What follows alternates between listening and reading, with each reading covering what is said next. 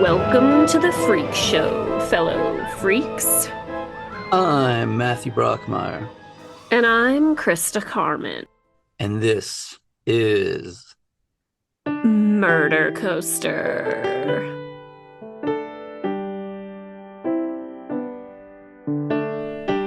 The assassination of civil rights leader Martin Luther King in 1968 was one of the greatest of American tragedies.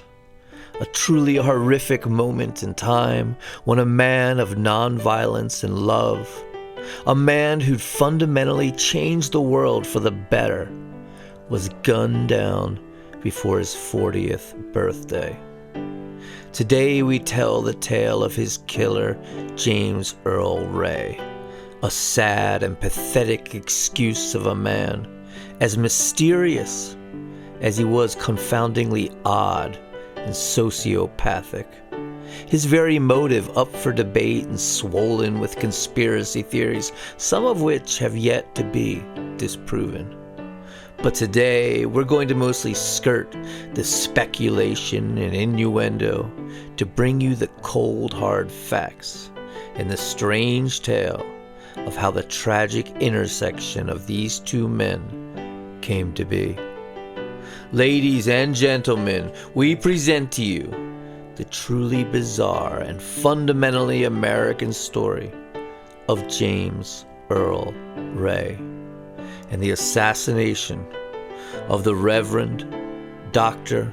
Martin Luther King, Jr. Let's begin. Chapter 1. Eric Starvo Galt.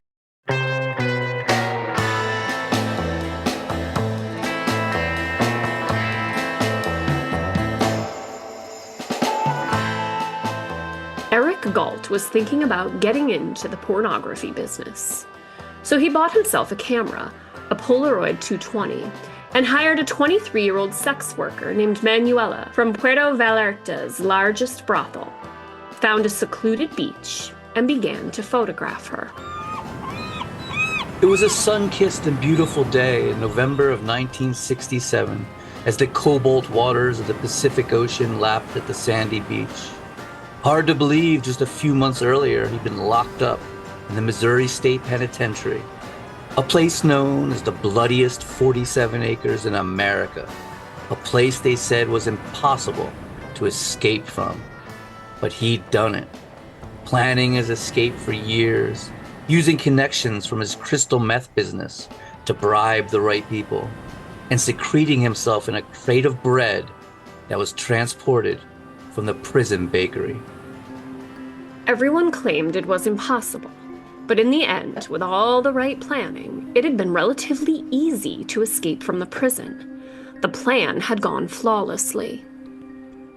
Once free from prison, he'd hopped a freight train, robbed a bank in Illinois with his brother, headed down into Alabama and bought a white 1966 Ford Mustang with hot red leather interior and a V8 engine, a car he loved, and headed to Puerto Vallarta, Mexico, where Night of the Iguana had been filmed, and where fellow fugitive Ken Kesey had fled as well.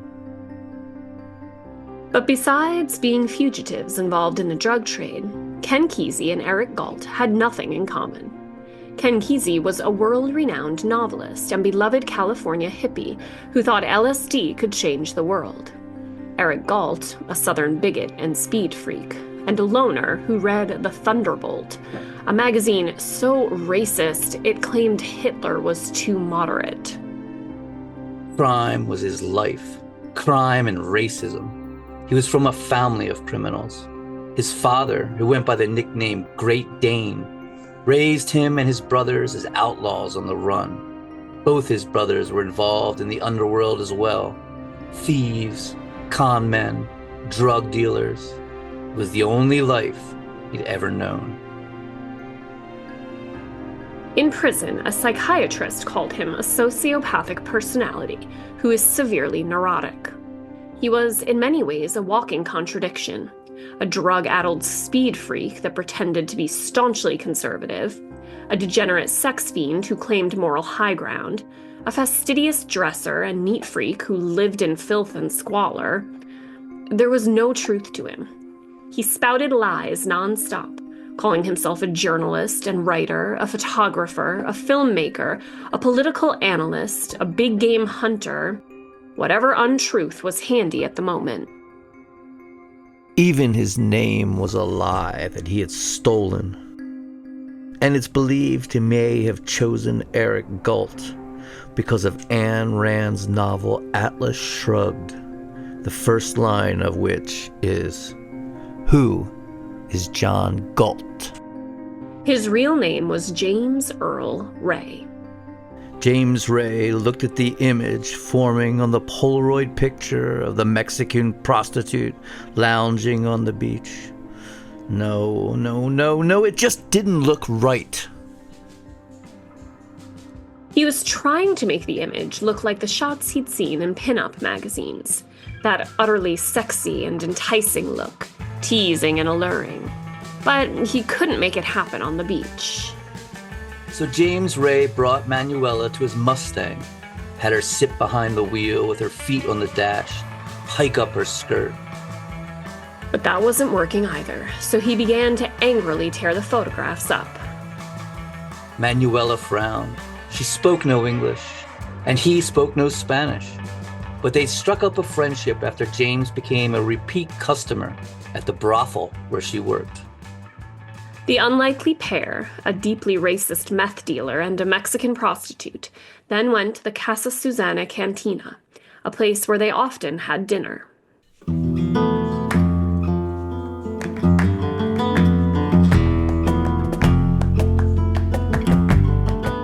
A few tables over was a group of boisterous American tourists, 2 of them white, 4 of them black, drinking heavily. When one of the African-American men passed their table, he stumbled slightly and accidentally brushed up against Manuela. And James Earl Ray leapt up, calling him the N-word. A confrontation ensued, and James stormed out of the restaurant, returning a moment later with a revolver in his pocket, the .38 snub nose he kept under the seat of his car. When the men left, James followed them, telling Manuela he was going to kill them. She pleaded with him in Spanish to let it go, but he was determined. She finally convinced him by repeating "Policia, policia," knowing he was terrified of the police and incredibly paranoid. It worked. James let the men go. James Earl Ray would get wasted and drunkenly ask Manuela to marry him, but she always refused the proposals of this strange, unnaturally pale gringo who never laughed. One night after she refused him, he pulled his .38 revolver and threatened to kill her if she didn't marry him. After that, she refused to see him. James hooked up with another local woman, a cigarette girl named Elisa. Using a remote cable he purchased for his Polaroid camera, he photographed himself having sex with her. The images always came out crude, vulgar, never erotic and sexy like he wanted.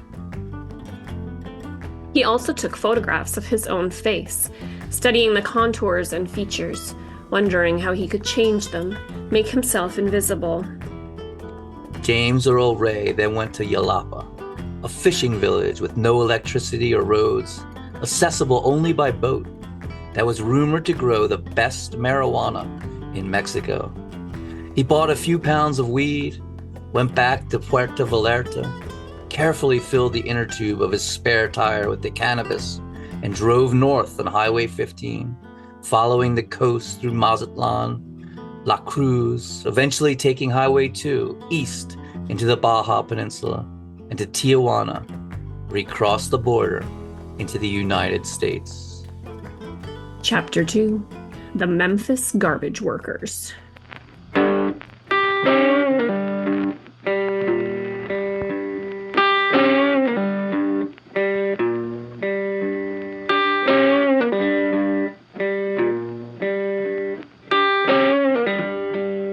They called themselves walking buzzards. Others called them tub toters, boys, or garbage men. Their official title was the Memphis Garbage Workers, But to save money, the city called them unclassified laborers, and they received no benefits, no pension, no overtime, no grievance procedure, no insurance, no uniforms, not even raincoats.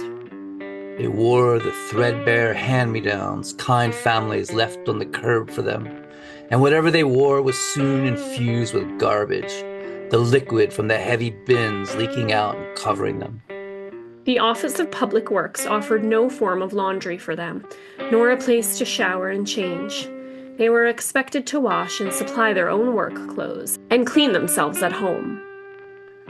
None of the garbage cans in Memphis had wheels, and homeowners weren't required to bring them to the curb, so the buzzards would have to lug them from across suburban lawns and down long driveways, often getting bit by dogs along the way. Nearly all of the Memphis garbage workers were African Americans whose families had been sharecroppers in the Delta, and all of these hard-working grown men were referred to as boys. On February 1st, 1968, Robert Walker, 29, and Ecole Cole, 35, were riding in the Wiener Barrel, an antiquated garbage truck with an enormous hydraulic ram, headed home after a grueling 10-hour day, exhausted and footsore. As the truck bumped down a suburban road, past white picket fences and flower gardens, suddenly the hydraulic ram came to life with a roar. What caused the motor to engage is unknown. Bad wiring, an electrical malfunction of some sort.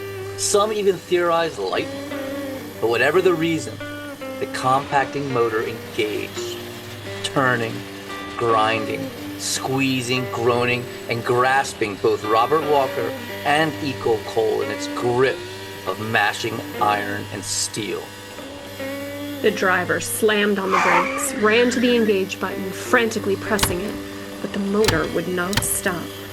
The horrible screams and screeching sound of metal grabbed the attention of horrified homeowners. One woman described the horrible scene. He was standing there on the end of the truck, and the machine was moving. His body went in first, and his legs were hanging out. Suddenly, it looked like that big thing just swallowed him whole.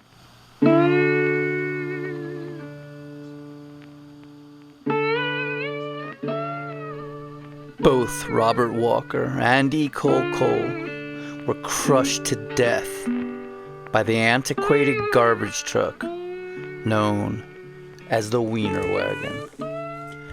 And Robert Walker's pregnant widow was forced to bury his body in the same pauper's grave in Tallahatchie, Mississippi, where their family had labored as field hands.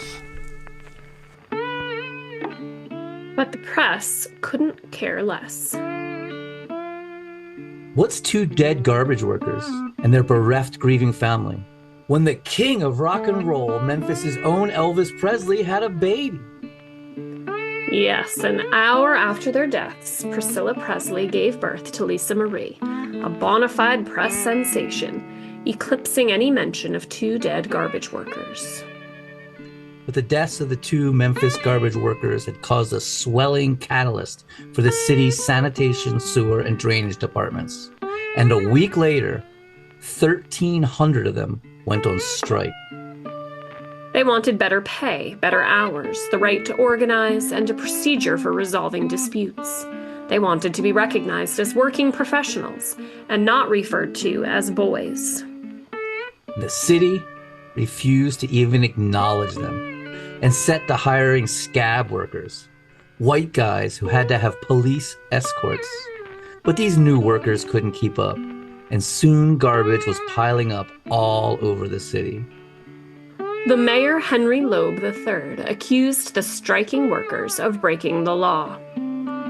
But the sanitation workers were fed up and would march down Main Street each and every day, past mean-eyed police officers, many of whom were openly members of the KKK, and angry shop owners, all the way to City Hall.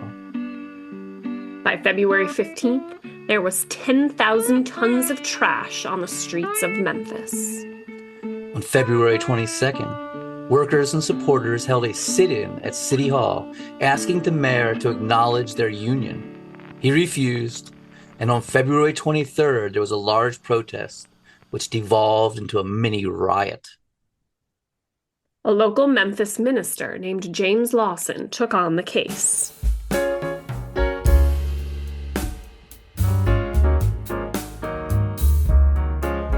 James Lawson was an old friend of Martin Luther King's. Like King, Lawson had studied civil disobedience in India and held many marches and protests for civil rights. Lawson would say to the striking workers, "You are human beings. You deserve dignity. You are not a slave. You are a man." So the workers began carrying signs saying, "I am a man." Soon, "I am a man" became the slogan of the strike and spread out, becoming a slogan of civil rights throughout the country. And it is this struggle in Memphis, a city named after the mysterious Egyptian place of the pyramids and the Sphinx, a city founded on the Delta cotton plantations worked by African slaves. It is here in this city that the destinies of James Earl Ray and Martin Luther King would become entwined forever in history. Chapter 3: The City of Angels.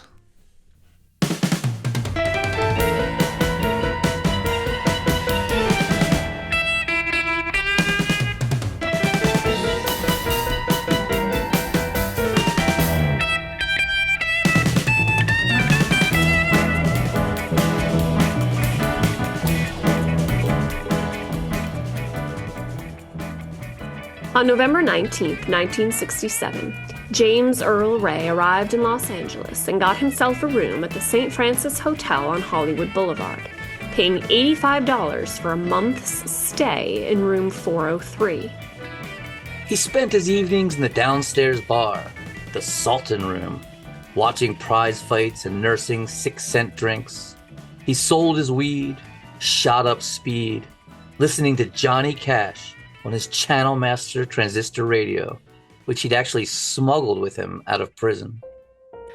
It is so sadly ironic that James Earl Ray's favorite singer was Johnny Cash, the man who wrote the song "All God's Children Aren't Free." Johnny Cash was an outspoken proponent of civil rights. His album Blood, Sweat, and Tears was a musical document to the struggle of African Americans, even if the record company didn't bill it that way. There in Hollywood, James Earl Ray read James Bond novels and researched getting into the porn business, bought smut magazines and sex toys, handcuffs, and corresponded with local swingers clubs. He also worked on his dream of being a, quote, moonlight yegg. A moonlight yegg in the criminal underworld is a first-rate safe cracker, so James enrolled in correspondence locksmithing classes. Moonlight yegg. I love old school vernacular like that. I wonder if anyone ever still uses that expression. I particularly don't, but I'm in favor of bringing it back. Maybe we should become safecrackers. He took dance lessons, learning the rumba and the cha-cha, and went to bartending school, learning to make 112 different cocktails, graduating that spring. His photograph forever immortalized as he scrunches his face and clenches his eyes in an attempt to disguise himself. He turned 40 in March, was plagued by headaches, feared he was going blind, ate aspirin by the handful, and everyone who saw him said his skin was so pale white, like the belly of a fish, that it almost appeared translucent.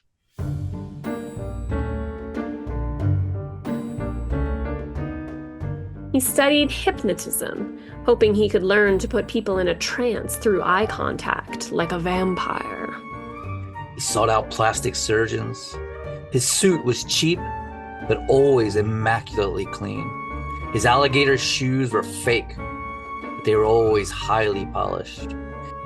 He tried to disguise the southern twang to his voice, but ended up sounding like he had a mouthful of rocks. One night at the bar, a woman commented on his Alabama license plates, asking why they didn't just give blacks equal rights in the South. He shot up, saying, "Yeah, what do you know about it?" He then grabbed her arm and told her he was taking her to Watts, a black neighborhood with a dangerous reputation, and dropping her off if she liked those N-words so much. Two men noticed the commotion, one black, one white, and when James left, they followed him, jumped him, stealing his watch and his jacket with his car keys in the pocket. And I like to say that robbery and violence is wrong. But in this instance, fuck James Earl Ray. He had it coming. James spent the night huddled by his beloved Mustang, ready to pounce if they tried to steal it. In the morning, he had new keys made. He thought of moving to Rhodesia, South Africa, an apartheid state ruled by white supremacist Ian Smith, and of joining the Rhodesia military and fighting for white supremacy and apartheid in Africa. But finally, James Earl Ray found something to inspire him there in Hollywood: the presidential campaign of George Wallace.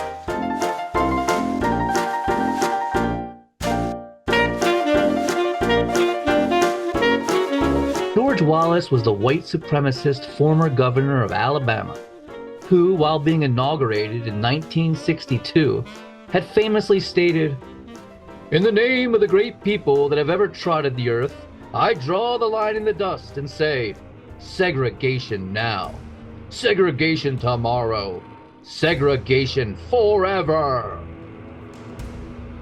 On June 11, 1963, George Wallace, flanked by state troopers in helmets, had physically blocked two black students from registering at the University of Alabama, causing then-President John F. Kennedy to federalize the Alabama National Guard, which ordered him to stand down.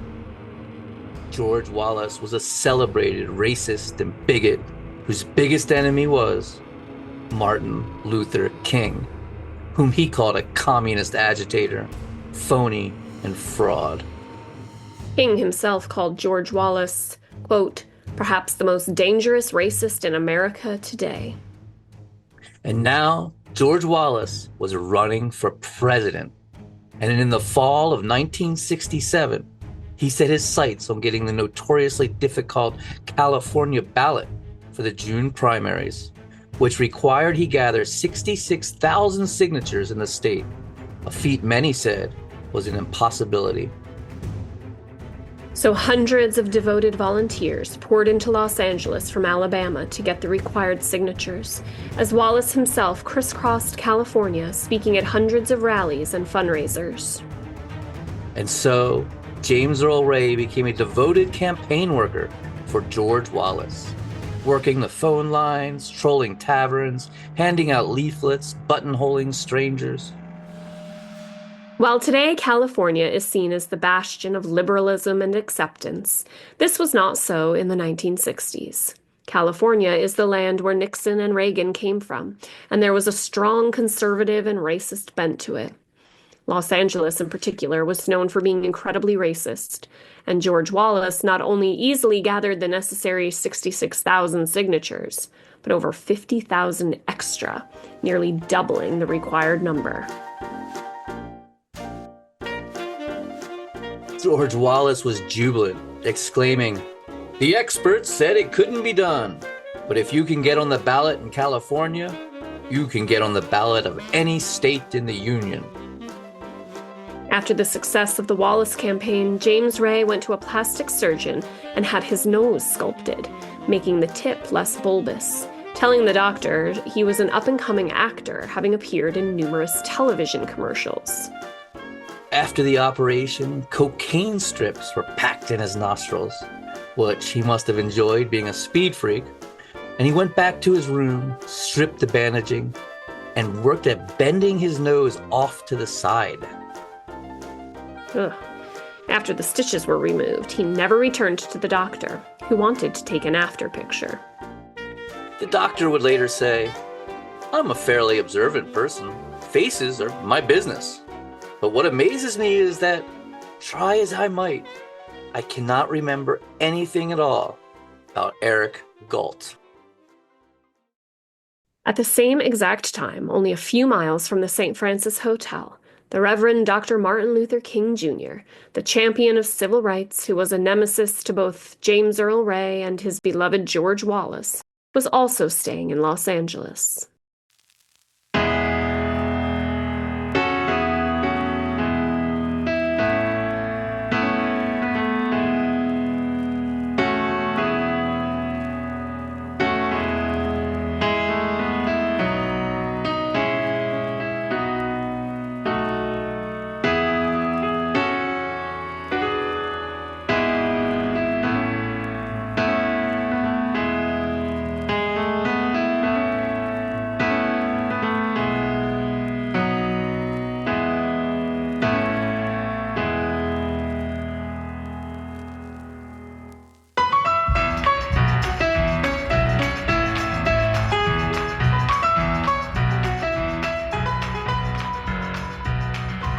King gave a speech on March 16th to the California Democratic Council at the Disneyland Hotel, saying the government was emotionally hostile to the needs of the poor.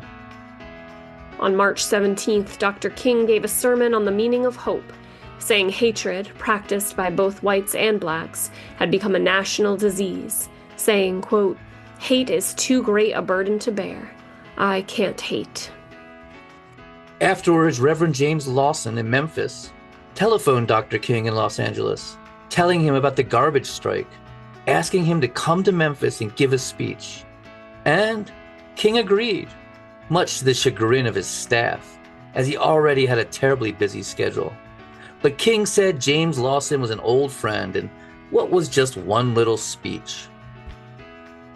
As King was giving his sermon on the meaning of hope just miles away, James Earl Ray was checking out of the San Francis Hotel, telling the front desk to have his mail be delivered general delivery to Atlanta, Georgia.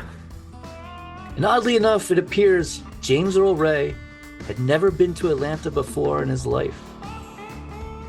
On Monday, March 18th, James Earl Ray loaded all of his possessions into his Ford Mustang. His cameras, sex toys, pornography, a portable Zenith television he toted around, as well as the Channel Master transistor radio he'd smuggled from prison during his escape, and headed east. And on that same exact day, Martin Luther King flew out of Los Angeles to Memphis, Tennessee. Chapter 4. Dr. Martin Luther King Jr.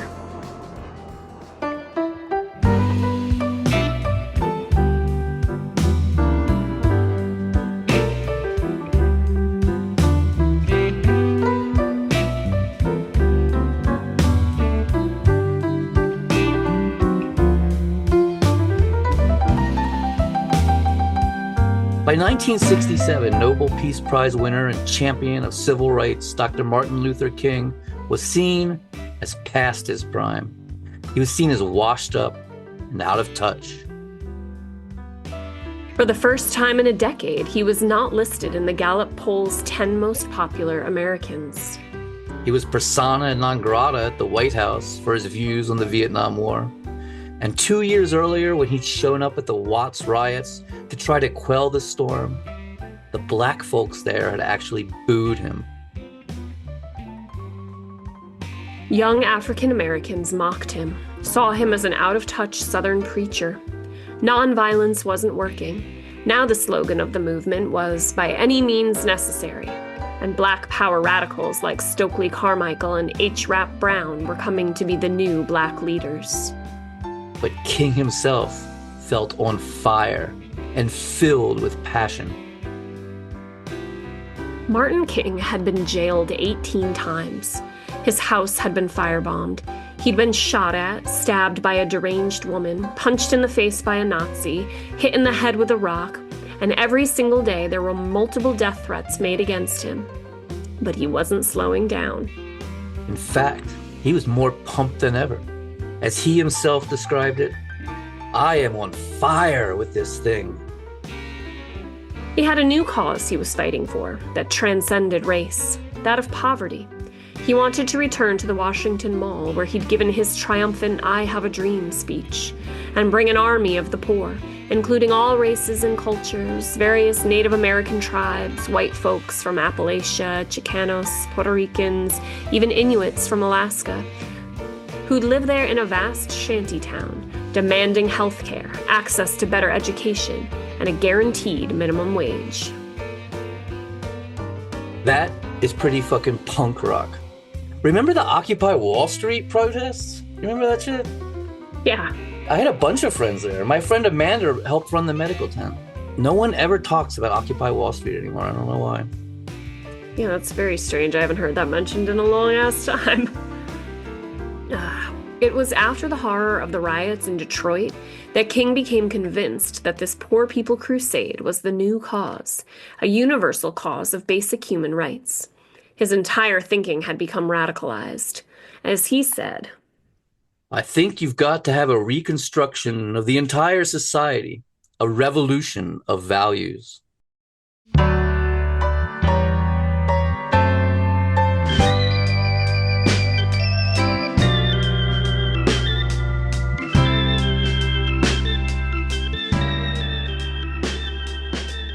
When he'd gone to Sweden to be awarded the Nobel Peace Prize, he'd become inspired by their form of socialism, of universal health care, and envisioned an America like that. As he himself said, The good and just society is neither the thesis of capitalism nor the antithesis of communism, but a socially conscious democracy which reconciles the truths of individualism and collectivism. He was also speaking out against the Vietnam War. All of which was driving one person in particular absolutely crazy. J.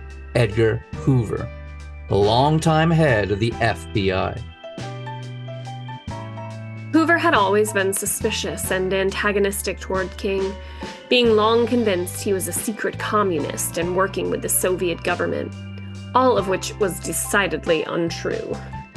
Yeah, the Soviets ruled with an iron fist and had no heed for troublemakers like King, and King wanted nothing to do with their authoritarianism, and in particular, their atheism. He was a little reverend and doctor of religious studies. But Hoover thought everyone was working with the Russians. John Lennon, Ken Kesey, each and every hippie on Haight Street. Meanwhile, the Russians saw the hippies as bourgeoisie, lazy degenerates. The last thing the Soviets wanted was hippies in Russia. In 1963, the FBI were able to wiretap Martin Luther King when J. Edgar Hoover personally convinced Attorney General Robert Kennedy that King was a secret communist.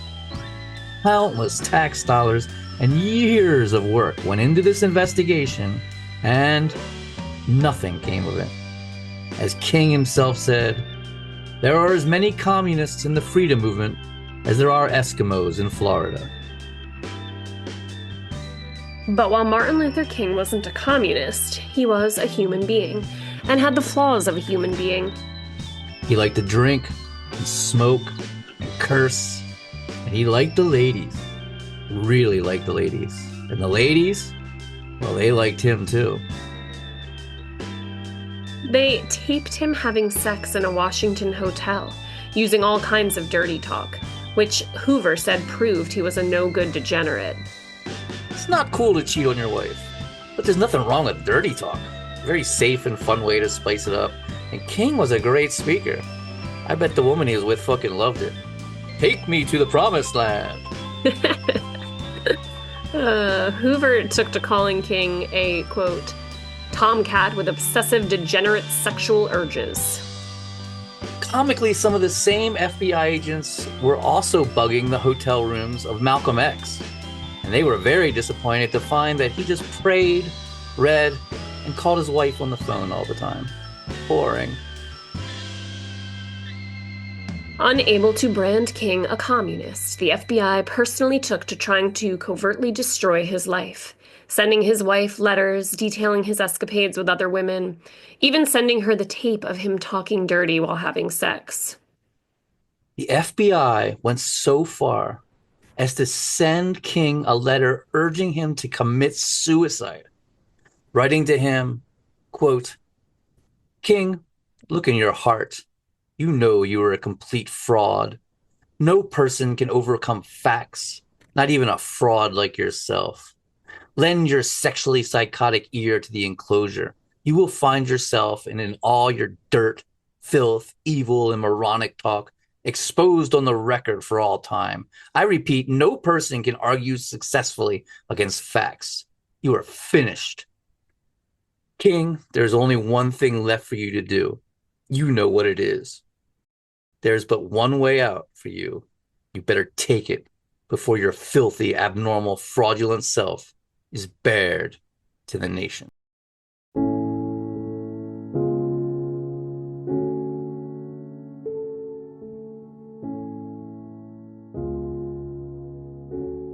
All this letter did was strengthen the resolve of King, and his marriage as well, as he and his wife Coretta realized the FBI was actively trying to destroy them. Yes, Martin Luther King had mistresses. He was flawed in that way. But he was honest and open about it, and his entourage and friends were well aware of it.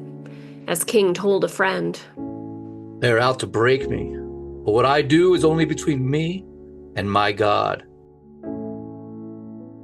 But while the head of the FBI may have abhorred Martin Luther King and worked at smearing his legacy, destroying his family, and driving him to suicide, the nation's highest law enforcement official, Attorney General of the United States, Ramsey Clark, was a staunch ally and defender, saying King was, quote, "A moral crusader, a unifying force, a persuasive voice demanding social justice, and an apostle of perhaps the most important lesson a mass society can learn: change through nonviolence."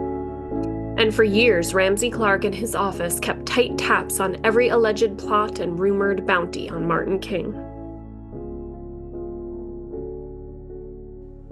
Years earlier, when the FBI had identified more than 1,200 racists with felony convictions converging on King's march through Alabama, Ramsey Clark had personally traveled to the Selma to Montgomery march, searching the route for possible assassins.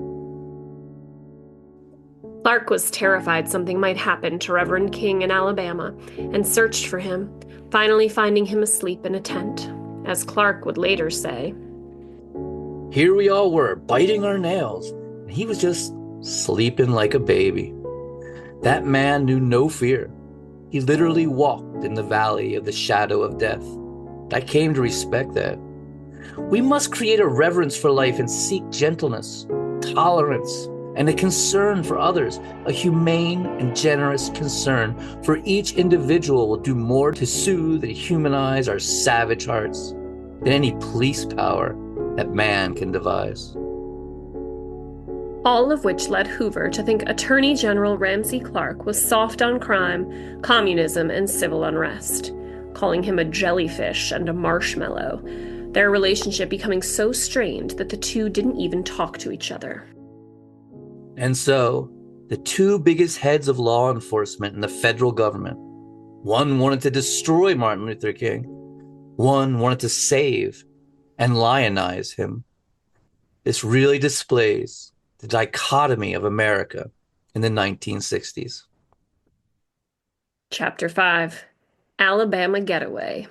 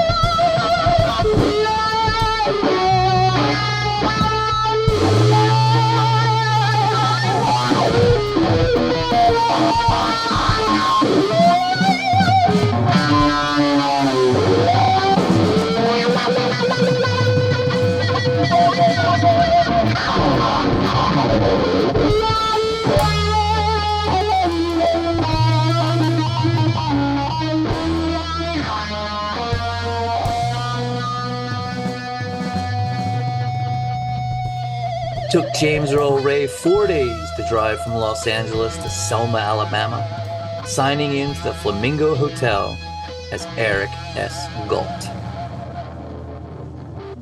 Selma was out of the way, a place Civil War buffs visited to see the remains of the dead Confederacy, the crumbling antebellum mansions. It was also a place where Martin Luther King was scheduled to make a speech that very day. So it appears that James Earl Ray was now stalking Dr. King, shadowing him, studying his entourage, his habits, his movements. But as fate would have it, King did not deliver that speech in Selma, and the papers reported that he was returning to his home in Atlanta. So James Earl Ray checked out of the Flamingo Hotel, driving his Ford Mustang east on Route 14 into Montgomery, and then headed north on Interstate 85 to Atlanta, Georgia. He got a room in a boarding house on 14th Street, a sleazy and run-down part of the city that had recently been taken over by hippies, head shops and record stores springing up. Though James hated hippies, or long hairs as he called them, this part of the city suited him. It was ripe with the criminal underground, a neighborhood which he would later say he didn't have to answer too many questions in. The wino manager of the boarding house thought he looked like a preacher in his dark suit. James Ray bought a detailed map of Atlanta and began to study it, holed up for days in his room, living on methamphetamine, saltine crackers, tinned meats, and powdered soups. On the map, in pencil, he circled the rooming house he was staying in, as well as the house of Dr. Martin Luther King. Chapter 6. Memphis. Well, it was in my childhood days, oh Lord, many long years ago. Now with the Spirit, now of my Savior, I was filled. Lord,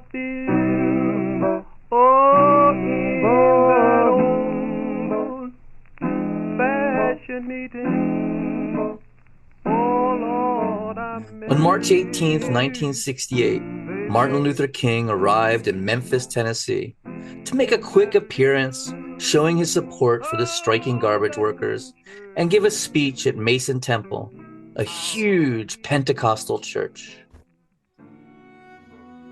King had been told there would be several thousand people there, but the crowd swelled to over 15,000, a huge turnout.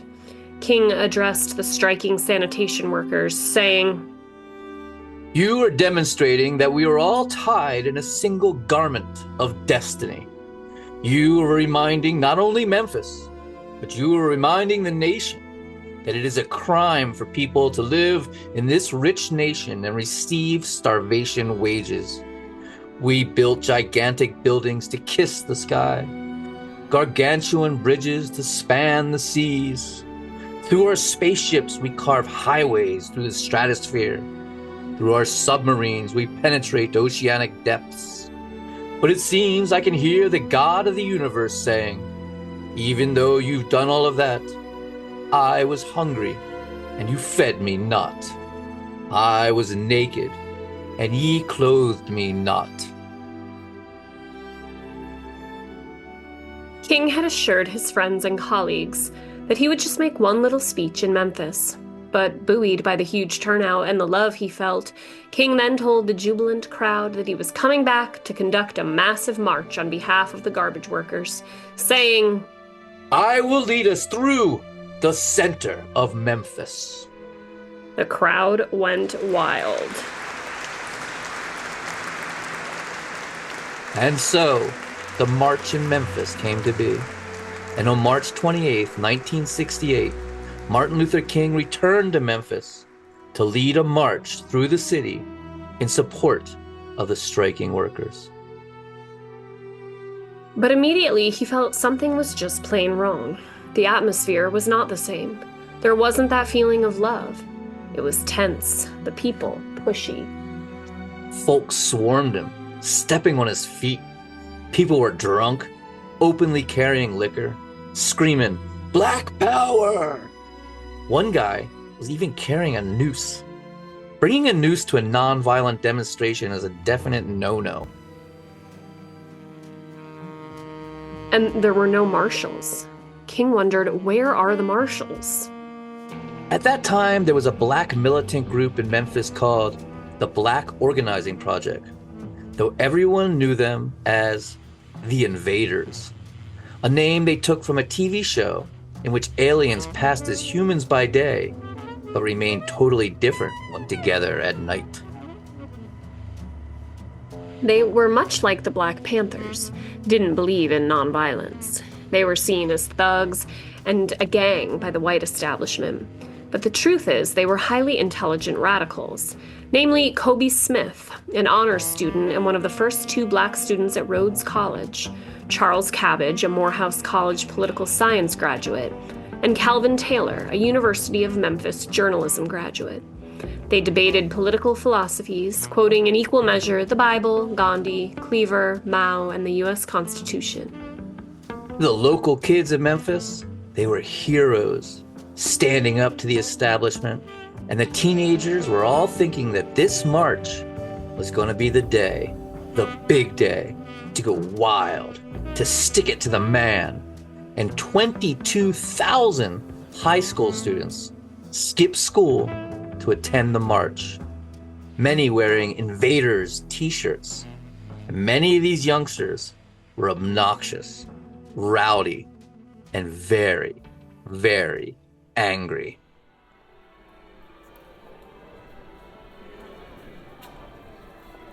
So they're all out in front of the church, forming a procession, singing "We Shall Overcome," as Martin King, his right-hand man Ralph Abernathy, and his friend James Lawson lock arms in the very front to head the march.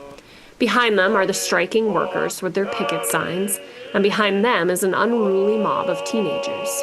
Memphis hipsters, black militants, and just plain old angry folks tired of being downtrodden and exploited. As a police helicopter passed overhead, they began to walk, leaving Claiborne Temple, heading down Beale Street, literally the home of the blues.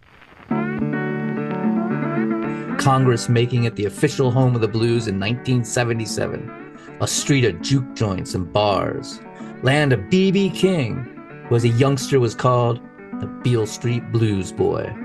A street rich with musical history, where the only known photograph of Robert Johnson, who was said to have sold his soul to the devil in the crossroads to play guitar, was taken. For over a century, Beale Street was the destination of black musicians, hipsters, and free spirits, including Muddy Waters, Robert Johnson, and Howling Wolf, as well as all sorts of people streaming in from across the Mississippi Delta looking for a good time. Laborers from lumber and turpentine camps, cotton fields, and steamboats. And Beale Street had thrived. There were black doctors, black photographers, dentists, insurance companies, hotels, restaurants. The first black millionaire, Robert Church, made his fortune there. But it was also a place with a history of horrible racism and tragedy. And by 1968, when Martin Luther King came to march, most of the clubs were boarded up, and Beale Street was a rundown stretch of broken concrete, liquor stores, and pawn shops with winos on the corner. They fixed it all up now. It's completely gentrified and a big old tourist trap. Still a fun place to visit and hear music. You ever go to Memphis? I have not. Weirdly, my dad used to have to go there for work trips. So I would always be like, I want to go to Memphis, as a, 8-year-old kid when your dad's got to travel for work. But I have never been there. Yeah, I kind of a weird thing about Elvis. I don't know. I'm just fascinated by him, the Americana of it all, So I went to Graceland and Sun Records. You ever see that movie Mystery Train? No. You should check it out. It's a good one. Jim Jarmusch. Cool. Jarmusch, however you say it. Well, as the group marched toward the Mississippi River, the teenagers in the far back were pushing and trying to march too fast. King trying to slow it all down, yelling, "Make the crowd stop pushing! We're going to be trampled!" Then they were passing W.C. Handy Park. Now, W.C. Handy, if you don't know, is the guy who more or less invented the blues. At least the first to transcribe it and compose it in the form that we know it by today. Learning this form after he had traveled all over Mississippi in 1902, seeking out the far corners and jamming with all kinds of old-timers. Handy's parents thought musical instruments were of the devil, yet he ended up becoming an incredibly popular black band leader and went on to write the song Memphis Blues, which was the first written record of the 12-bar blues form still used today, as well as the use of flat third and seventh chords, the raw components of blues music. All of which he says originated in vernacular music created by and for impoverished Southern black folks that he sought out. And those notes are now embedded in musical theory and referred to in jazz and blues as the blue notes. He was a true musical scholar, a collector of folklore, and a college professor as well. Impressive for anyone, but in particular a black man born in a log cabin in 1873. It's simply amazing. So happy Black History Month to W.C. Handy. Yes, hear, hear. The marchers passed a bronze statue of Handy with a trumpet, a wreath on his head celebrating the anniversary of his death, which just so happened to coincide with the date of the march. Just almost kind of spooky. And Memphis is a spooky town with a long history of voodoo priestesses and fortune tellers. There's even a haunted voodoo village there called St. Peter's Spiritual Temple. As they began to turn off Beale Street and onto Main Street, moving steadily now, there was a smashing sound, and then another. The teenagers in the back were using the We Are Men pickets to smash shop windows. And some of the black militants had come prepared, retrieving lead pipes and tire irons they had hidden on them. Soon it was a free-for-all. Folks were tossing bottles, bricks, stones into store windows, and looters were dashing in. Someone screamed, "Burn it down, baby." Uncle Sam's pawn shop was quickly overrun, then Abe Schwab's dry goods, and York Arms sporting goods. It was chaos. Detritus and broken glass littered the street. A broken violin lay there beside a washboard and a naked mannequin. This time it was just a mannequin, Murder Coaster listeners, though thankfully. Meanwhile, Martin Luther King and Lawson and Abernathy are at the very front of this march, now turning onto Main Street, and have no idea about the chaos behind them, can only hear the screams and sound of smashing glass. Martin turned to his friend, Reverend Lawson, saying, "Jim, there's violence breaking out." And then, as they turned the corner, they saw ahead of them, on Main Street, a line of policemen, many of them open members of the KKK, in riot gear, blocking their path and putting on gas masks. They are literally stuck between a riot and a racist SWAT team. Lawson grabbed a bullhorn, turning around and screaming at the mob behind them. "All marchers go home! Turn around! All marchers, young and old, go to the temple. You have hurt the cause. We do not want violence." Both Abernathy and Lawson told Dr. King, "You gotta go. We have to get you out of here." First, Martin refused, saying folks would brand him a coward. But eventually they convinced him that the last thing he wanted was to be held responsible for a violent riot. So he assented, and joining arms, they pushed through to a side street where they waved a random kindly black woman down who was honored to help Dr. King. Can you imagine this lady's just driving down the street and there's Martin Luther King all like, "Hey, can you give me a ride?" A police lieutenant on a motorcycle, seeing what was happening, drove up and offered to give them an escort away. Yeah, luckily not all the cops in Memphis were violent racists. This guy helped them get out of there. Meanwhile, television screens across the world watched images of Beale Street, that famous home of the blues, be overrun by looters, smashing out windows and darting into stores to steal televisions, followed by riot police in gas masks swarming in, throwing tear gas, cracking heads open with their nightsticks. Absolute pandemonium. The looting spread out to different parts of the city, and 200 stores were robbed or vandalized. They arrested 280 people and 60 were reported injured. And in the midst of the chaos, a police officer named Leslie Dean Jones shot and killed a 16-year-old kid named Larry Payne, who witnesses say had his hands up in the air when the officer pressed a shotgun to his chest and fired. Martial law was declared, and 4,000 National Guards were called in to stop the rioting. It was an unmitigated disaster. Chapter 7. The Devil Fools with the Best Laid Plans.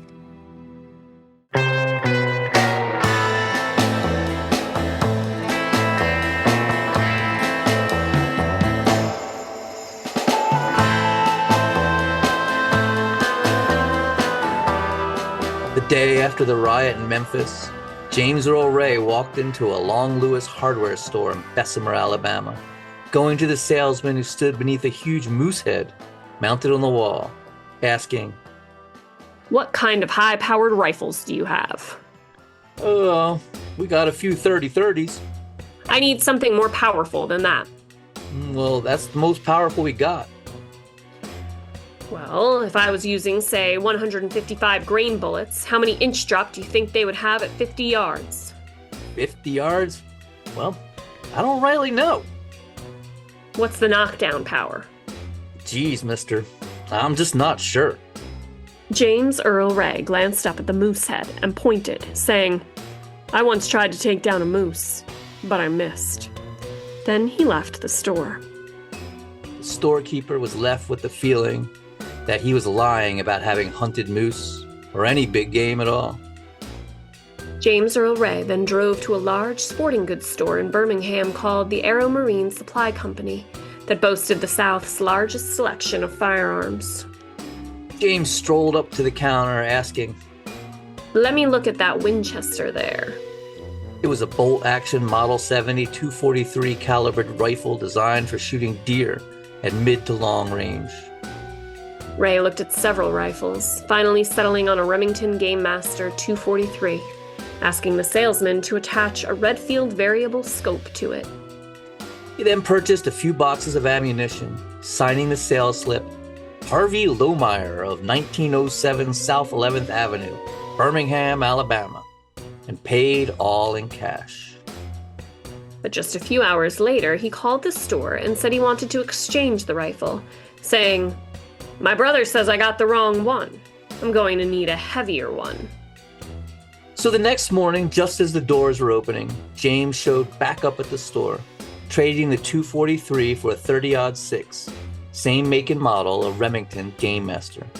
The man asked him, "Why you need that 30-06? The .243 will kill anything in Alabama." Ray smiled. "Well, see, I'm going to hunt in Wisconsin. What kind of ammunition you got with the biggest takedown power and trajectory?" "Well, you can't go wrong with the Remington Peters 30-06 soft-pointed high-velocity core lock cartridge. 150 grain, travels 2,670 feet per second. Would take down a charging rhinoceros at 100 yards. Ain't going to get anything more accurate than that." The salesman was obviously a gun expert and would give incredibly detailed interviews about the encounter to law enforcement. The only problem was when the scope was mounted to the rifle, it would no longer fit in the box. The owner suggested he buy a nice leather case, but Ray refused. So the salesman put the rifle into an old Browning rifle box that was laying in the back. The owner was not required to ask for ID, and did not do so, Ray again signing the sales slip, Harvey Lohmeyer. Chapter 8. Heavy is the head that wears the crown.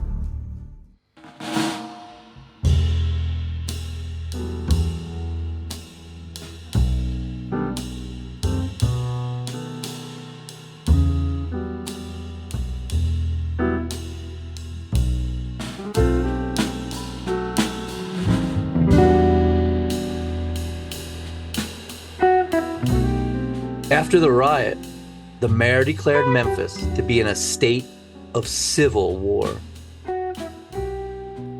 Back in Washington, D.C., J. Edgar Hoover was delighted with the riot.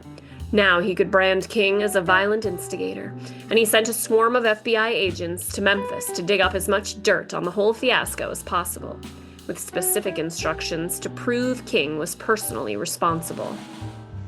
Hoover also sought to use the riot as a reason to tap the phones of everyone from King's organization, saying the incident demanded it, but Attorney General Ramsey Clark refused to sign it, further driving a wedge between the nation's two most powerful law enforcement officials.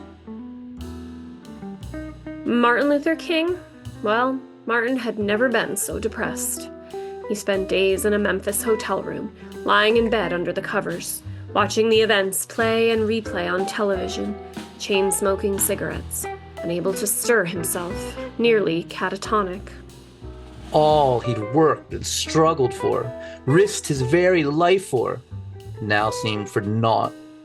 He was now both a causer of riots and a coward, the press deeming him chicken a la King.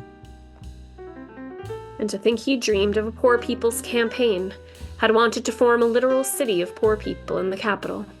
He couldn't even march garbage workers down Beale Street. He was a failure. Then a group of young men came to King's hotel room door. Charles Cabbage, Izzy Harrington, and Calvin Taylor, the leaders of the invaders. King was congenial, offered them all cigarettes, and they smoked together. That's the old days right there, man. The meeting started awkwardly when Charles Cabbage mentioned there was a rumored plot on King's life. Martin just laughed, said he gets numerous death threats every single day, telling him, "If someone really wants to kill me, there's nothing I can do about it." Indeed, Charles Cabbage was amazed they could just stroll into this hotel room and talk to him. No one had even searched them. Charles, Izzy, and Calvin explained to King that they did not cause the violence, that they weren't even there at the march. But they knew that the violence was in fact caused by young black militants, who'd not only caused the mayhem, but let it go on, not trying to stop it at all. The young leaders of the invaders explained it was because King's friend Jim Lawson had insulted them by refusing to incorporate them into the planning and allow them in the discussion. King looked at them, deep in their eyes, and asked, "What can I do to have a peaceful march? Because you know I have to have one. And this time, you will not be left out." So there was going to be another march. King wasn't giving up on Memphis, and now the invaders would be included. Charles, Izzy, and Calvin left the meeting slightly awed and hopeful. Though they didn't agree with nonviolence, they all agreed they'd been in the presence of a great man, saying they could feel the peace surrounding him, saying he even looked like peace. King flew back to Atlanta to be with his wife and prepare for another march. Ralph Abernathy's wife, Juanita, cooking her special casserole that she only made once a year of pig's ears, pig's feet, and pig's tail, with lots of fried catfish on the side. Martin Luther King loved what he called soul food, down-home rural Southern cooking. But Martin was quiet and deep in thought. He was actually thinking of going on a spiritual fast like his hero and inspiration, Gandhi, had done. Martin King had a framed picture of the famed Indian liberator Mahatma Gandhi on the wall, though many Christian folks questioned it, some being so bold as to say, you know he's in hell for being a non-believer. Statements which would make Reverend King question the legitimacy of his Christian faith. It was a dark time. Many members of the freedom movement were skeptical of another Memphis march. It seemed like asking for trouble, but King told them, "The movement lives or dies in Memphis." Chapter 9, The Heart of Dixie.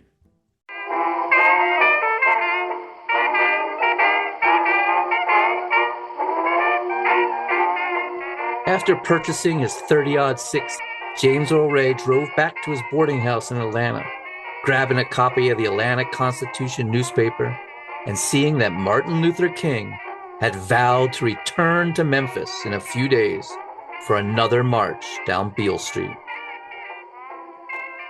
Now James Earl Ray knew exactly where to find his nemesis, Martin Luther King, in Memphis, Tennessee. James bought several maps, one with close-ups of Georgia and Alabama, another of the entire United States, where he traced out his route from Atlanta to Memphis. He paid in advance for another week at his boarding house in Atlanta, and leaving his television and his .38 revolver, as well as some laundry, James Earl Ray packed his new rifle and his trusty transistor radio up in his Mustang and headed east to Memphis, the home of the blues.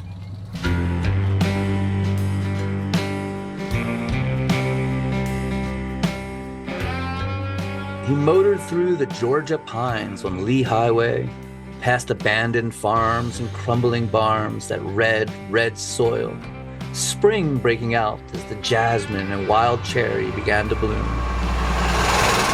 Angling upward closer to the Tennessee border, near Pulaski, birthplace of the KKK, he pulled over at the old Confederate rail crossroads of Corinth, Mississippi, where he test-fired his new rifle, familiarizing himself with the heft and weight, the recoil, ensuring the scope was accurate.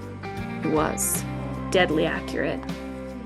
As black clouds began to form and lightning cracked, James Earl Ray pulled into the New Rebel Motel on the southeastern outskirts of Memphis. The New Rebel Motel was actually kind of fancy, a step up from his usual filthy hovels, and at $6.24 a night, much more expensive. Doubtless, he was drawn by the big red sign with a Confederate plantation owner on it, a battle sword on its side.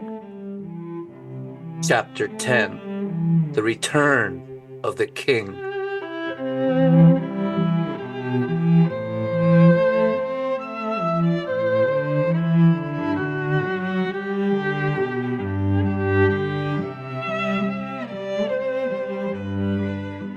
On Wednesday, April 3rd, 1968, Martin Luther King and his right-hand man, Ralph Abernathy, boarded a plane in Atlanta, headed for Memphis, Tennessee. But the plane was delayed for hours. Someone had caught wind Martin was going to be on it and called in a bomb threat.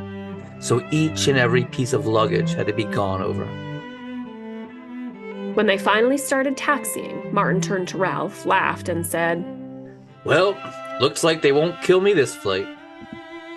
Ralph didn't think it was funny and cryptically told him, "No one's going to kill you, Martin."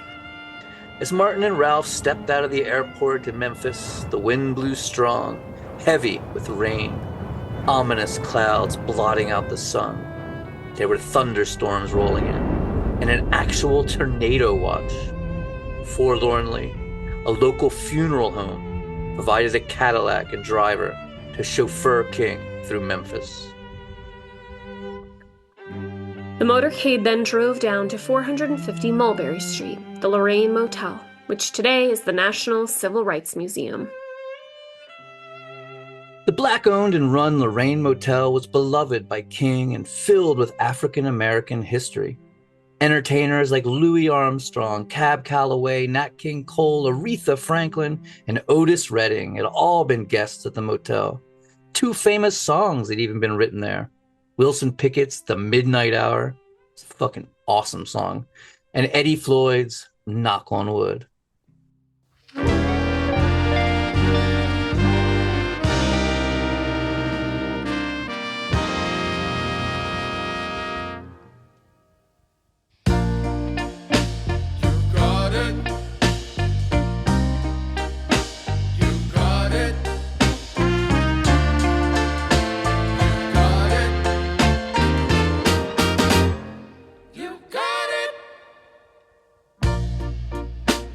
know sometimes life can be tough,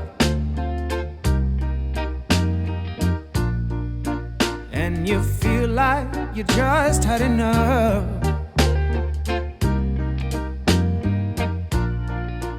When you're thinking everything is gone wrong,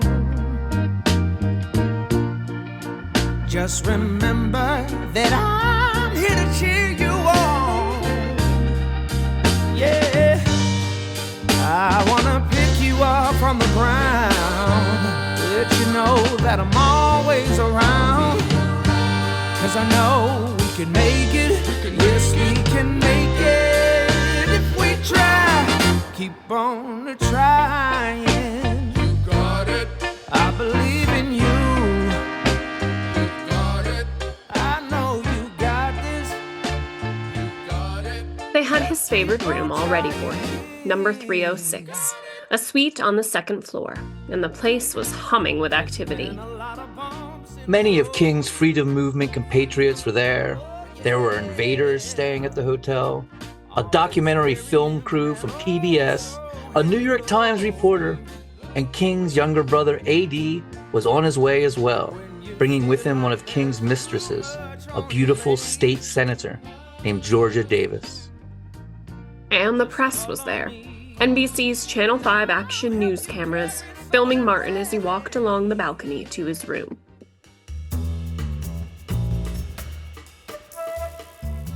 Okay, so obviously there's FBI everywhere following him, trying to dig up dirt.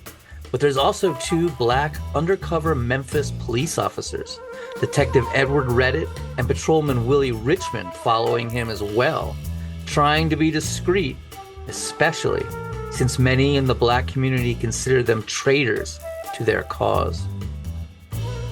So Detective Redditt and Patrolman Richmond set up shop in the fire station across the street, watching everything with binoculars, writing down the license plates of every car going in and out. The city, trying to stop the march from happening, had put an injunction against it, which troubled King, as he liked to march legally whenever possible. But when the press asked him about it, he simply said, "Well, we are not going to be stopped by mace or injunctions. We stand on the First Amendment." And the ACLU had one of their best lawyers working on getting the injunction removed. A tornado was forming just 20 miles away. A literal tornado as rain began to lash down and the winds picked up, thunder rolling across the heavens. Martin was supposed to give a speech at the Mason Temple that night, but he had a cold, wasn't feeling well, and with the weather, the rain now pounding, lightning rippling through the sky, the nearby tornado causing air raid sirens to go off, he doubted many people would even show up.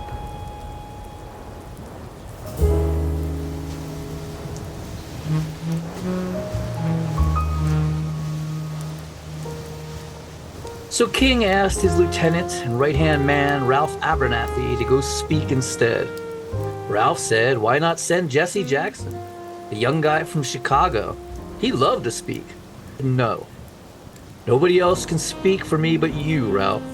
Bring Jesse, but you do the speech. But when Ralph arrived at the church, the place was swelling with people who had weathered the storm to arrive. Nearly 3,000 people clapping and singing. So Ralph called Martin on the phone and told him, "You better get over here right now. This is your crowd." The black undercover officers had arrived at the church early and found seats, but were soon told by a minister, "This is the wrong place for you." Word was out about them, as Patrolman Richmond later said. People started turning, looking at us. They knew we were policemen. We thought it was best to leave so there wouldn't be any trouble.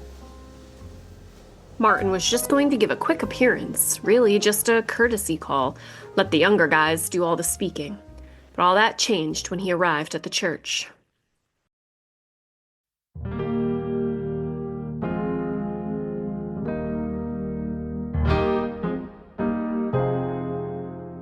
He strode down the aisle in his long black raincoat, crowd gasped at the sight of him, reaching out to touch his coattails as he passed.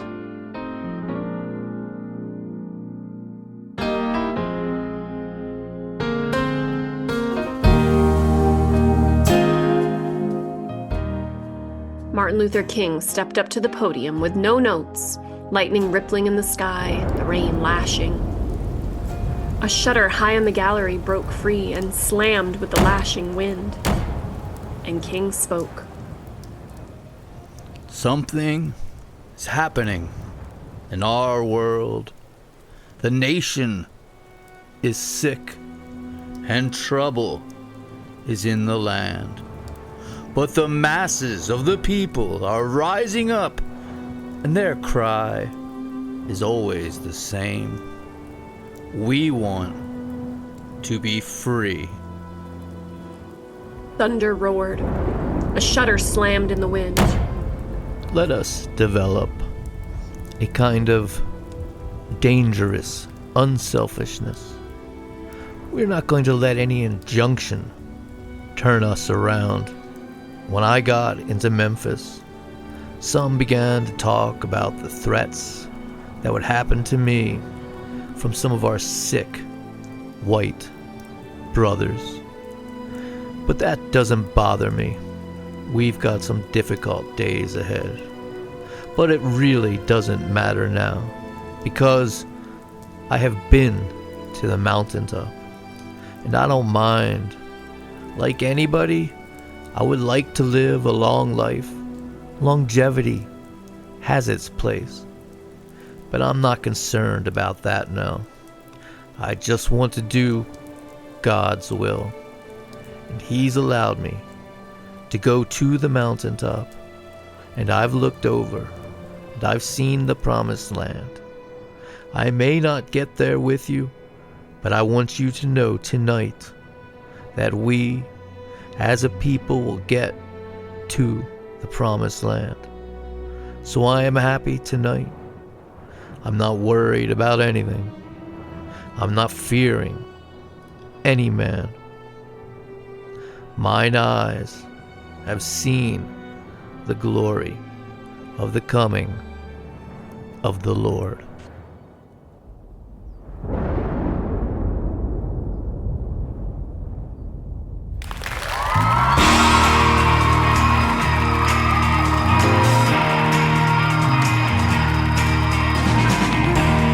As the crowd went crazy, Martin Luther King, exhausted, having spoken for hours, having poured his soul out, turned and fell into the arms of his friend Ralph Abernathy. Many said it was as if he knew he was going to die, and from the hands of a sick, white brother. And at that exact moment, across town in the new Rebel Motel, James Earl Ray sat on his bed, popping speed pills, sipping Schlitz beer, and watching television. A Remington 30-06 rifle in the trunk of the car. The tornadoes that raged around Memphis that night would kill 6 people and injure more than 100. Chapter 11. After the Storm. I can't let you go, baby. I just want to tell you that. No, no, no, no. Yeah. All of my friends say, girl, you better take care. 'Cause that man is trouble, you best beware. And though deep down, I know I might be headed for teardrops. Now that you got me started, I just can't stop. No, no. 'Cause I love you, baby. I can't let you go, baby. I gotta tell you that I won't. King returned to the Lorraine Motel that night, jubilant. The brunt of the storm had passed as his speech ended, only a light misting of rain falling now. He saw his brother's car and knew his mistress, Senator George Davis, was there somewhere, and he called out in his deep baritone voice, Senator, where is the senator? Everyone knew of his affair. It was an open secret, and there was nothing to hide. King found her in his brother's room, and they stayed up for a while drinking and smoking. Then she left, slowly going to her own room, King following behind shortly after. King entered the room and, gazing at his lover, said, "Senator, our time together is so short."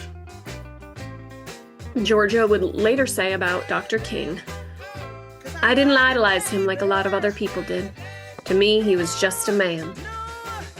In the morning, the storm was completely gone. Sky bright and blue, not a trace of the dark clouds that had poured rain the night before. All was bright and beautiful, birds chirping, that fragrant smell of rain-soaked earth. James Earl Ray checked out of his room, taking all the soap with him, ate breakfast in the New Rebel Diner, and bought a copy of Memphis Commercial Appeal magazine, which was covering the strike and featured a large photograph of Martin Luther King on the balcony of the Lorraine Motel. Sitting right in front of his room, the number clear as day, 306. Now he knew exactly where to find him. James called his brother in Chicago, cryptically told him, "Soon it will be all over. I might not see you for a while, but don't worry about me. I'll be all right." James Earl Ray then drove out to the Lorraine Motel. Circling it, he came upon Bessie Brewer's boarding house, a moldering brick building at 422 and a half Main Street, across a small trash-covered dirt rise from the Lorraine Motel, and slightly above it. The back window is actually facing the motel, though partially obscured by a tangle of brush.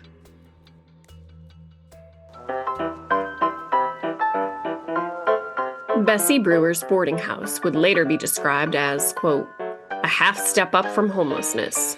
It was a squalid and filthy place for derelicts, transients, drunks, and riverboat workers, perched atop a greasy barbecue joint called Jim's Grill.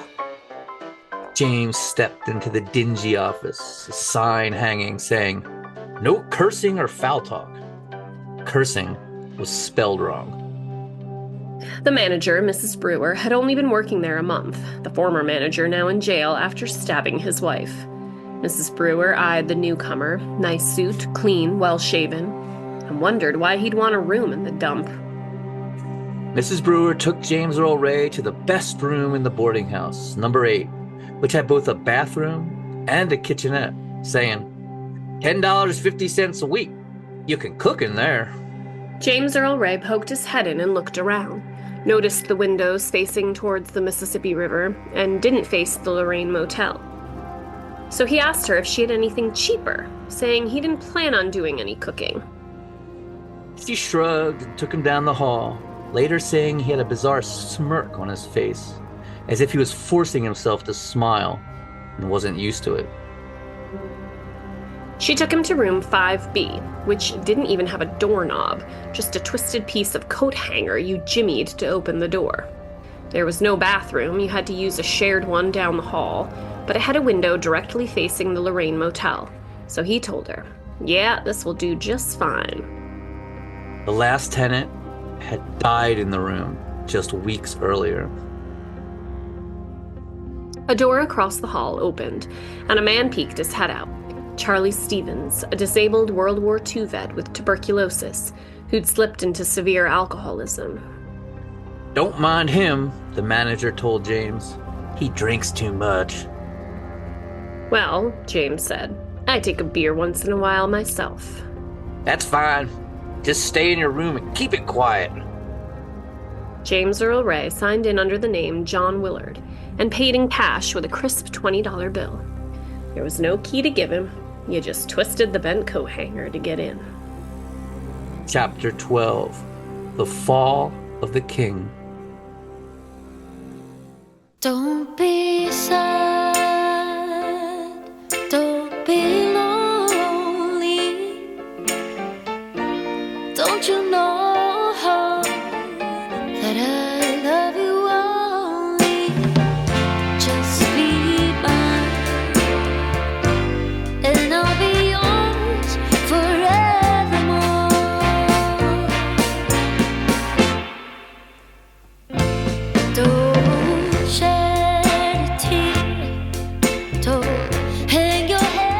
James Earl Ray was a little dismayed when he discovered that the window in his room wasn't directly opposite the Lorraine Hotel, but over a bit. So in order to aim his rifle, he'd have to lean over the sill, exposing himself. But he discovered a solution in the filthy, disgusting communal bathroom. The window in the communal bathroom was a direct shot. Perfect. He actually couldn't believe his luck. It was as if Providence had led him there. But he realized if he was going to surveil the motel, he needed some binoculars. So he went to York's Arms Company, a sporting goods store a few blocks away. A store that had actually been looted a week earlier during the riot. James asked what kind of binoculars they had. Said he was interested in infrared. The salesman would later describe him as average face, average hands, average neck. He was a neat, average-looking fellow. There was nothing outstanding about him. He showed him their high-end binoculars, but they were expensive, $100. James didn't like that.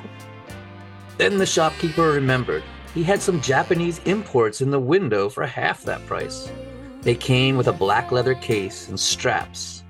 James bought them, and the salesman put them in a paper bag labeled York Arms Company and said, "Y'all come on back here." James mumbled on his way out something, but the shopkeeper couldn't understand what he was saying. Martin Luther King and Ralph Abernathy had lunch in the Lorraine restaurant and were brought a heaping platter of fried Mississippi River catfish. So much they couldn't finish it, and brought the leftovers back to their room to munch as they made phone calls and ironed out the details of the march. Martin and his brother A.D. called their mother, joking around, each pretending to be the other. She was delighted her two boys were together. They made plans to go to a local minister's home for dinner, where they were to be fed roast beef, candied yams, pig's feet, neck bones, chitlins, turnip greens, and corn pone. Martin asking his mistress Georgia, "Senator, do you like soul food?"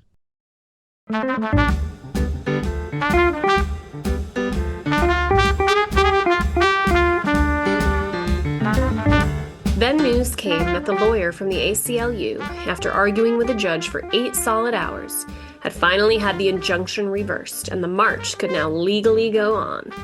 They'd won. To celebrate and break any remaining tensions, they all engaged in a full-on pillow fight.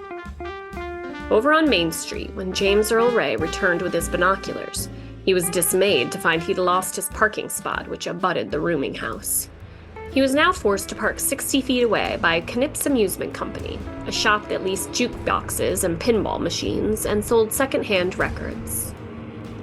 James Ray parked, went to the trunk, and wrapped his boxed rifle in an old green bedspread, then clutching the bundle, hurried back to the rooming house. He retrieved his new binoculars, the straps falling out to the floor where they'd later be found by law enforcement, and set to spying on the Lorraine Motel. Meanwhile, in the fire station across Mulberry Street from the Lorraine Motel, undercover black police officers Ed Redditt and Willie Richmond were also surveilling King and his entourage with binoculars. So there's FBI agents lurking everywhere. TV news stations, reporters, a PBS documentary film crew, undercover police officers, and a racist speed freak assassin, all watching this place at the same time. It's crazy. America, man, America. And Detective Redditt actually received a death threat, so his superiors pulled him from surveillance and told him to go into hiding for a few days. James Earl Ray peered through his binoculars at the parking lot of the Lorraine Hotel. The white Cadillac the funeral home had loaned King parked there by puddles of rain, which still remained from the storm the night before. He swept the lenses up to the balcony, focusing them on room 306, searching for a sign of the Reverend, but the drapes were drawn. Inside the room, King joked with Reverend Billy Kyles, telling him his wife was too pretty to cook soul food, while Billy chastised Martin and Ralph for running late for dinner. Martin pretended to lose his favorite tie, making Ralph find it for him, sitting right on the chair where he'd left it. Then, tucking his shirt in, Martin Luther King opened the door to room 306 of the Lorraine Hotel and stepped out on the balcony. It was 5 minutes before 6 o'clock. Across Mulberry Street in the firehouse, undercover officer Willie Richmond watched through his binoculars as King emerged from his room. "There's King," he said, as the lieutenant fireman passed by. "I guess he's going to supper." "Let me see," the fireman asked, and Richmond handed him the binoculars. "That's him all right," the fireman said. "Hasn't changed a bit." And on the other, diagonal side of the Lorraine Motel, on Main Street, in a ramshackle room in a dingy rooming house, James Earl Ray watched through his binoculars in astonishment as Dr. Martin Luther King Jr., his nemesis, stepped out the door and onto the balcony, right below a glowing light fixture. With the brand new binoculars, James Earl Ray could see everything. The doctor's pencil mustache, his black wingtip shoes, the stripes on his tie, his round baby face, and the kind, intelligent eyes. Quickly, realizing he didn't have a moment to spare, James Earl Ray stuffed the binoculars into his suitcase, grabbed his belongings, including the rifle awkwardly boxed and wrapped in an old green sheet, and darted down the hall into the bathroom, slamming the door behind him. Charlie Stevens, the sickly drunk across the hall, hearing it all. It was now 2 minutes until 6 o'clock.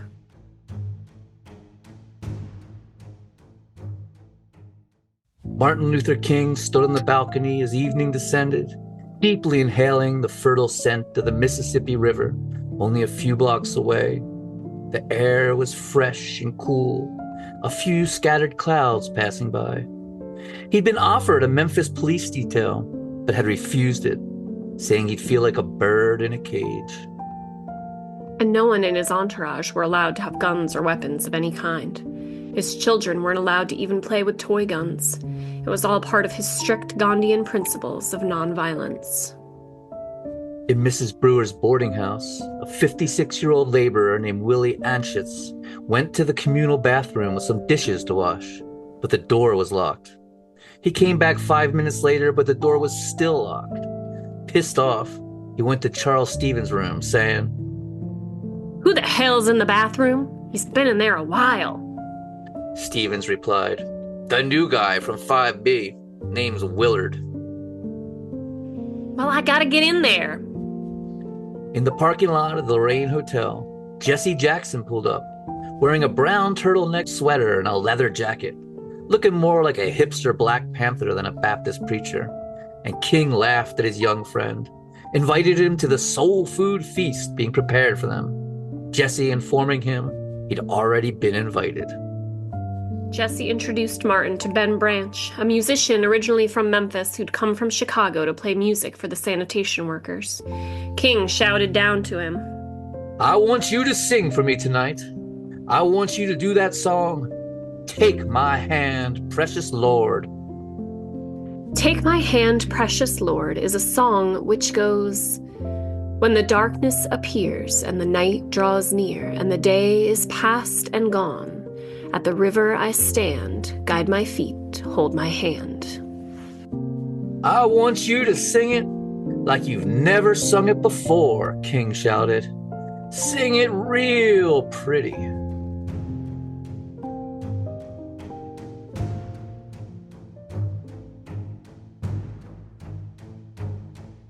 Inside the disgusting, mildewed bathroom of the Mrs. Brewer's flop house, the toilet streaked with filth, James Earl Ray loaded a single Remington Peters 30-06 round into the Game Master rifle, then jerked the window open with so much force that it jammed. Using the tip of his rifle, he poked the rusty screen free. He then climbed into the old claw-footed bathtub, the drain clogged with a tangle of greasy hair, and, leaning against the wall, he rested the barrel of the rifle on the windowsill, his shoes leaving black scuff marks in the tub. Martin Luther King was 205 feet away and slightly lower than him, as James Earl Ray fixed the Reverend in his sights and wrapped his finger around the cool metal trigger. It was now 6:01 p.m. Martin Luther King, still standing there on the balcony of the Lorraine Motel, reached into his pocket, past a small notebook on which he'd scrawled the words, "Nothing is gained without sacrifice," and pulled out a pack of cool cigarettes, holding one between his fingers as a shot rang out in the Memphis sky.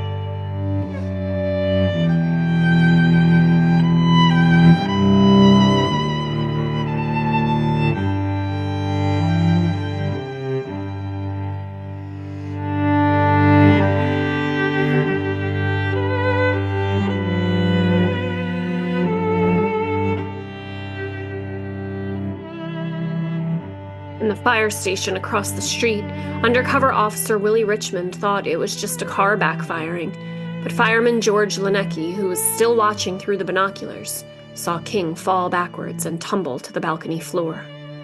Linnecki, speechless, shoved the binoculars back at Officer Richmond, who took them and looked in horror at Martin Luther King crumbled on the balcony for a moment, before tearing through the firehouse screaming, "He's been shot! The Reverend King has been shot!" Charlie Stevens in the flop house may have been drunk, but he was a World War II veteran and knew a gunshot when he heard one. He opened the door to see the new tenant emerge from the bathroom with a long package under one arm, hurrying down the hall. Willie Anschutz, who was waiting to get in the bathroom, heard it too, and also opened his door, saying to the new guy as he passed, "Hey, that sounded like a shot." "It was," the man calmly replied. "It was." And that is where we leave you this week. But be sure to tune in next week as the impact of the death of this great man reverberates around the world. And one of the greatest manhunts in the history of true crime ensues. A wild, wild ride through Canada and into Europe as we continue with the story of James Earl Ray and the assassination of Martin Luther King Jr. Thank you so much for listening, and happy Black History Month. You know where to find us, murdercoasterpodcast@gmail.com. See you next week.